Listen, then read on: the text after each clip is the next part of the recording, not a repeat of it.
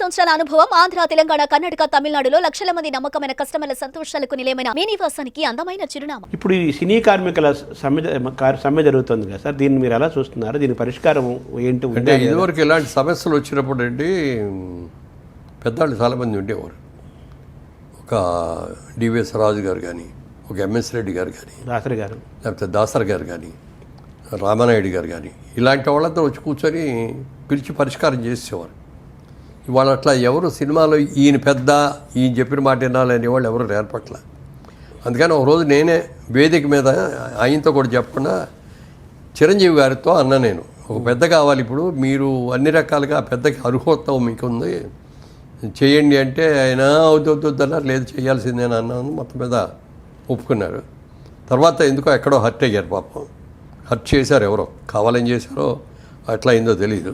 అప్పుడు అనౌన్స్ చేశాడు, ఇక నేను సినిమా పెద్దగా ఉండదలుచుకోలేదు, సినిమా బిడ్డగా మాత్రం ఉంటాను, సినిమా ఇండస్ట్రీకి ఏదైనా కష్టం వచ్చినప్పుడు నేను వచ్చి ఆదుకుంటాను, అంతేగాని పెద్దగా ఉండను అని చెప్పి అన్నాడు. ఇప్పుడు చిరంజీవి గారు కూడా నిన్న ఛాంబర్ వాళ్ళందరినీ పిలిచి మాట్లాడటం జరిగింది. ఇవాళ కార్మికులను కూడా పిలుస్తున్నారు. వాళ్ళతో కూడా మాట్లాడిన తర్వాత ఏ విధంగా సంధి చేయాలో చూసి, ఎందుకంటే ఇండస్ట్రీ కూడా శాలరీలు పెంచాలి, పెంచక తప్పదు. కార్మికులు ప్రతి రోజుకి కాస్ట్ ఆఫ్ లివింగ్ పెరిగిపోతుంది. కానీ ఇవాళ పెద్ద సినిమాల వాళ్ళు పెద్ద 100 కోట్లు 1000 కోట్ల మీద తీస్తారు కాబట్టి వాళ్ళకి ఏం పెద్ద బాగుండదు. చిన్న సినిమా వాళ్ళు బలైపోతున్నాడు. ఇప్పుడు ఇవాళ మళ్ళీ వేజెస్ పెంచిన ఏంటి, ఇంకా కాస్ట్ పెరిగిపోద్ది కదా. అంటే ఈ కార్మికులు అలా అని చెప్పారని కాదు, వయ్యా మీడియాగా చేయాలి, వాళ్ళని దృష్టిలో పెట్టుకోవాలి.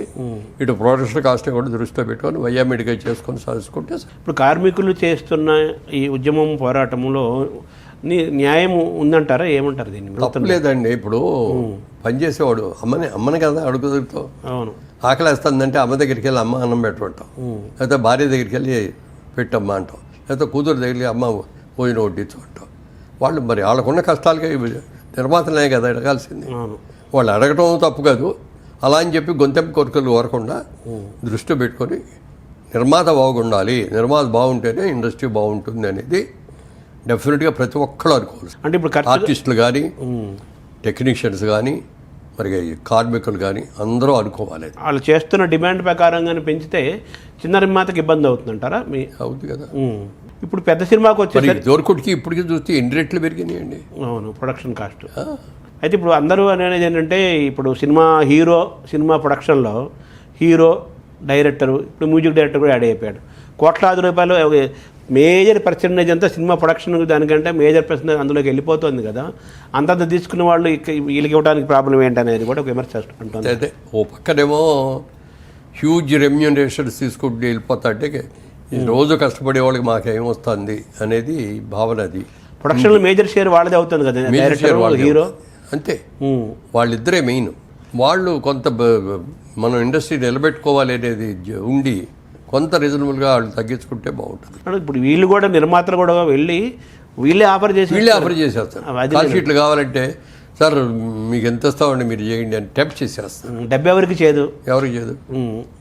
అలాంటప్పుడు ఈ వీళ్ళు అంటున్నది వాళ్ళ కోట్లాది రూపాయలు ఇస్తున్నారు, మేజర్ పర్సంటేజ్ వాళ్ళే తీసుకుంటున్నారు, వాళ్ళతో పోల్చుకుంటే మేము అడిగే తక్కువ కదా అనేది వీళ్ళ వాదన.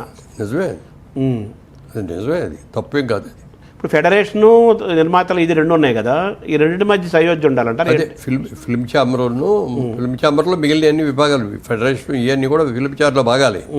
సినిమా ఇండస్ట్రీకి హెడ్ ఎవరంటే ఫిల్మ్ ఛాంబర్ ఆఫ్ కామర్స్. వాళ్ళు చెప్పినట్టే వినాలి, ఏదొచ్చినా వాళ్ళ దగ్గరికి వెళ్ళాలి.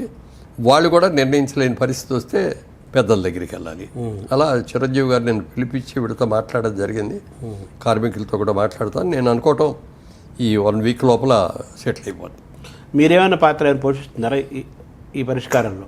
ఏం లేదు సార్. పాపం ఒక్కొక్కరు వెళ్ళిపోతున్నారు. పాత్ర వాళ్ళ మన కోట శ్రీనివాసరావు, ధర్మవరం వెళ్ళిపోతున్నారు. మీకు ఏమైందండి సార్? ఎవరైనా వెళ్ళిపోవాల్సిన వాళ్ళమే, అంతే ఉండేవాళ్ళం. ఎవడు పర్మనెంట్ కాదు ఈ భూమి. అది పొద్దున్నే లేచిందా ఇవాళ బతుకున్నాం, ఇంకో రోజు కలిసింది మనకి బోనస్ అని అనుకోవాలి తప్ప అయ్యో నేను అప్పుడే చచ్చిపోతానా ఏంటి, నువ్వు ఊళ్ళో ఉన్నావు చాలు, నీ పని అయిపోయిన తర్వాత వెళ్ళిపోవాలి అంతే. వయసులో ఉన్న వాళ్ళంటే ఓకే, పెద్దవాళ్ళు అనేది అది సహజమే. అందుకని మేము కూడా ఇప్పుడు వీసా వచ్చేసింది మాకు, టికెట్ కూడా కొనుక్కొని ఉన్నాం. ఎప్పుడు ఎక్కమంటే ఇప్పుడు ఎక్కేటి. మామూలుగా అది దైవ నిర్ణయం, అది మనం చేయలేము. బట్ మీ వరకు మీరు మానసికంగా ఫిట్గా ఉన్నారు.